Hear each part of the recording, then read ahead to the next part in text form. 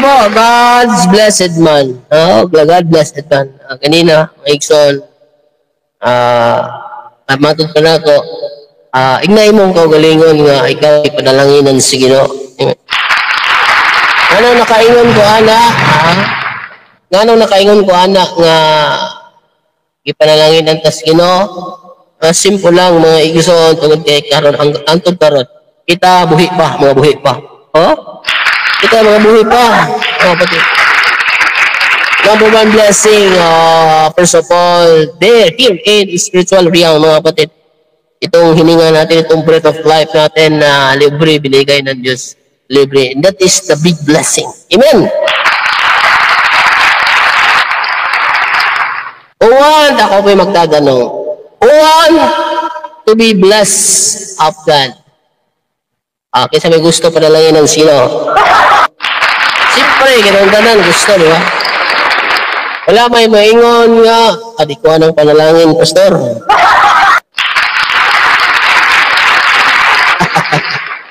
Amen. Wag yung maingon nga, di ko. Aran gid mo dawat.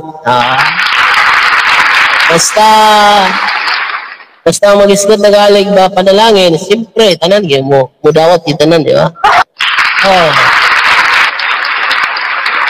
Karon kinsay naada ni karon hanton human tagaan kog panalangin. Ang tagong panalangin, hindi ako magsaba pila. Hello! Way tao, way nakadungog. May nakadungog. Ako rin kauban din. Sayang kayo, may nakadungog. Kinsay nakadungog sa akong istorya, be? Tagaan ako blessing. Kinsay na ka blessing, pastor? Basta ka blessing.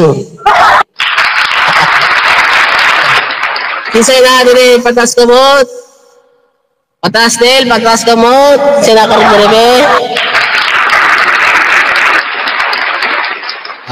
isa rin na din si Ate Joyce naman siguro.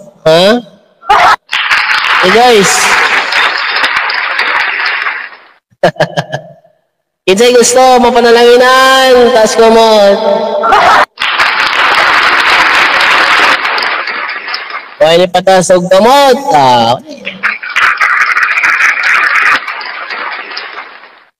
Want to be blessed of God. Most would answer affirmatively. That is true. Your presence here indicates your interest in God's blessing. So, yung presensya po natin, pagka tayo po'y sumasamba, pagka po tayo ay nagpupunta po ng simbahan every day, every Sunday, or sa ibang bansa every Friday, o anumang araw, mga kapatid, ang ating daw pong presensya ay blessing po yan para po sa iba. Especially sa ating mga kapatid na nandyan po, na nagpapatuloy po na naglingkod po sa Panginoon, mga kapatid. Amen. The first step in God's way of blessing is salvation. Sabi po dito. Ulitin ko po mga kapatid. The first step in God's way of blessing is salvation. Wow. Amen. Okay.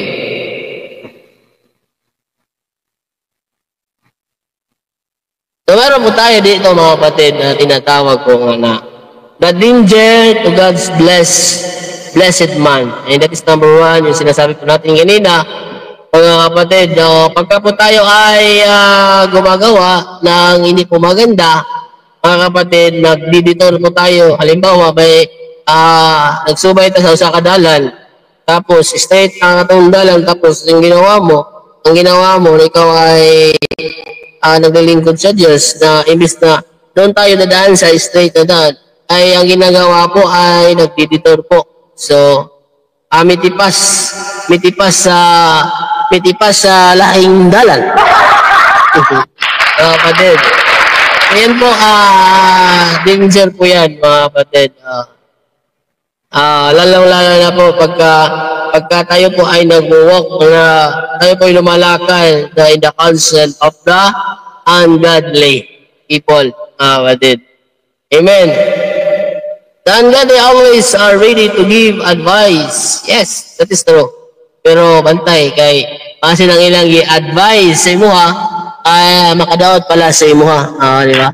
Makadaot pala sa imo Una nga, sabi nila, ingat-ingat lang. Ingat-ingat lang daw. Alright, okay. So, masaya po ako nakapag-share sa inyo mga kapatid. Okay, this may be in the form of literature, or this may be in the form of advertising, or this may be in the form of entertainment, mga kapatid. One thing, mga kapatid, ay tayo po ilalakad, patuloy po tayo maglingkod sa Diyos. Meron po ang Bible, meron po tayong Bible na ito po yung tinatawag natin na manual sa ating buhay. Kapatid, tayo po yung nalilito, tayo po hindi natin alam ating gagawin, nangailangan tayo ng counseling, ng guidance, ng tamang desisyon, ng ang mga advice na kailangan po natin. Nandyan po ang Biblia, mga kapatid, na kailangan po nating basahin. Yan ang Biblia ang magbibigay sa atin, mga kapatid, mga kaibigan, ng tamang direksyon, na tamang desisyon sa buhay. Tamang daan, tamang relasyon sa Diyos. Mga kapatid, basa lang po tayo ng Bible. Paano yan? Pastor, brother, sister, hindi ko po naiintindihan ang Biblia. Pag may ganun, mga kapatid, pag may ganyan, so don't be hesitate na lalapit po sa atin. Andito lang po tayo, mga kapatid, at po may paliwanag. Tuturuan po tayo ng Biblia. Tuturuan po tayo para po tayo makaintindi ng salita po ng Diyos, mga kapatid. So open po tayo dito, mga kapatid. You can message me. Tayo po, tumatanggap din po tayo ng mga counseling, ng mga prayer requests, ng mga suggestions, clarification, prayer requests, counseling, o ano-ano pa, mga kapatid. Natin pong niyayakap, mga kapatid, tinatanggap po natin. Tumatanggap po tayo ng mga prayer requests, counseling, at iba pa, mga kapatid. Hindi po natin yan imamarites, okay? Hindi po natin imamarites yan. Ayan. Pag na po tayo mahiya, mga kapatid, nandito na po tayo. Ito po yung ating tinatawag na ministry. Diba? Pangalan ng channel natin, CDA Ministry. Amen. Pangginoo, ginayato, mga kapatid, Pangginoo. Pang-Diyos nun, ginasya, Pangginoo, ginayato. Ito po lahat, mga kapatid, ay wala po itong bayad. Amen. Wala po itong bayad, mga kapatid. I can pray for you, I can counsel you, and I can guide you. Para po tulungan po tayo lahat. Para po tulungan po kayo, kapatid. Halimbawa po hindi po tayo nakakaintindi. Hindi po natin naintindihan pagka binabasa po natin ang Biblia, mga kapatid tayo nakakaintindi. Nandito lang po tayo, mga kapatid. Amen. Nandito lang po ang Holy Spirit na siyang magbibigay sa atin ng malinaw, mga pagsabot para po natin maunawaan, i-guide niya po tayo. At is trabaho po yan ng Holy Spirit sa buhay natin. Amen. Nandyan po ang Holy Spirit na siyang maggabay sa bawat isa sa atin. Magpasabot, kung sa ibot ipasabot sa mga butang dili mo maunawaan, masabtan sa imong kinabuhi. Number 2, the delight of God's blessed man. Is delight in the law of the Lord. Ano po ba yung ibig sabihin nito, mga kapatid? Delight. Ibig sabihin po, siya po ay nagbabasa o nagme-meditate ng salita po ng Diyos or Bible, mga kapatid. Sabi po ng Biblia, day and night. Day and night sinasabi po, nagbabasa po ba tayo ng Bible, mga kapatid? Wala tayong time na magbasa. Nagbabasa po tayo pero hindi po natin naiintindihan, mga kapatid. Amen. The delight of God's blessed man. Magbasa po tayo ng salita ng Diyos. Alam niyo ba, ang salita ng Diyos ay pagkain ng ating mga kaluluwa. Yan, mga kapatid. Diba yung, yung physical natin ay tayo kumakain ng umaga, tanghali, at gabi. Plus, may mga snacks pa. Mga sobra-sobra po ang ginagawa po natin sa ating sarili. Pinapakain natin, diba? Umaga, tanghali, gabi, may snacks pa. How about our spiritual life, mga kapatid? Ay, pinipid ba natin ang salita ng Diyos, mga kapatid? Hello? Pinipid ba natin? Gabasa ba ito sa Biblia, mga igsoon? Gabasa ba na ito? Wala.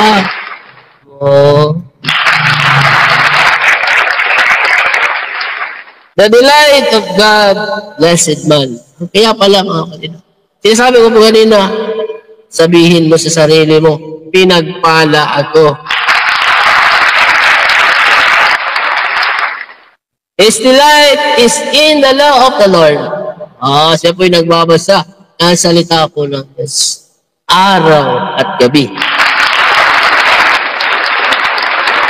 Sabi po dito, he has learned to make God's word his delight.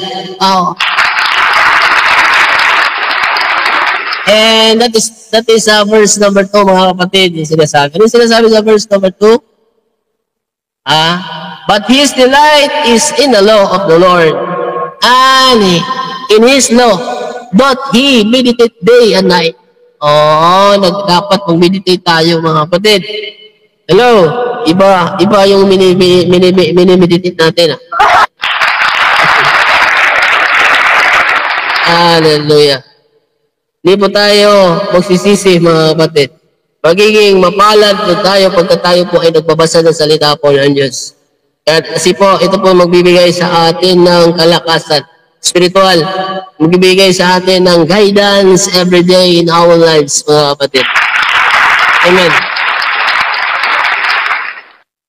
Ang uban ingon, basa, meditate na po, boring kayo. Ayaw, Ikson. To some, it is boring, but to him, it is blessed. Ano yung sabihin? Ang uban, ingon nga, kung sabok na lang magbasa sa Biblia, boring na kayo na, ito maligaw na. Para sa kalimutan, ito maligaw, pero para na ito, mga katinod, mga Kristuano, na tunay na naglilingkod sa Diyos, ay ito po ay blessing po sa atin, mga kapatid. Amen?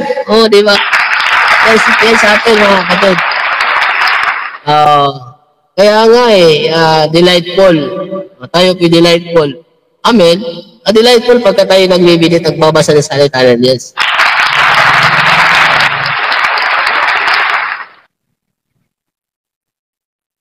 Okay.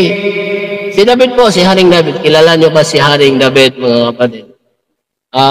Ano sabi ni Haring David? Hari na yan, kapatid, isang hari na nasusulat sa Biblia. Ito po yung secret ni David. Kahit hari na siya.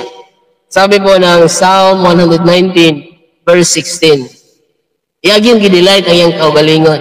Gantas Ginoo. Oman sa gamahanan nga pulong sa Dios kaya kanunay naglabasa o ginameditate sa iyang kinabuhi. Hari na siya, hari. Kita pa ba nga ultimo lang? Hello.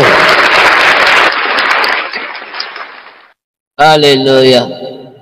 Number 3, the destiny of God's blessing man. Meron palang destiny. Ano yan destiny natin, mga kapatid? Sabi ko kanina, dinisign po tayo ng Panginoon para magpuri, magsamba, mag-serve sa Kanya habang tayo nabubuhay. Ito po, number 3, mga kapatid. The destiny of God's blessed man. Kaya po ako nagtatanong kanina, sino gustong pagpalain ng Diyos? Walang tumas ng kamay, wala. Kasi walang tao. Walang tao kasi kaya walang tumataas ng kamay eh. Alright. Meron pa tayong destiny. Ano ba sinasabi ng verse 3, number 3?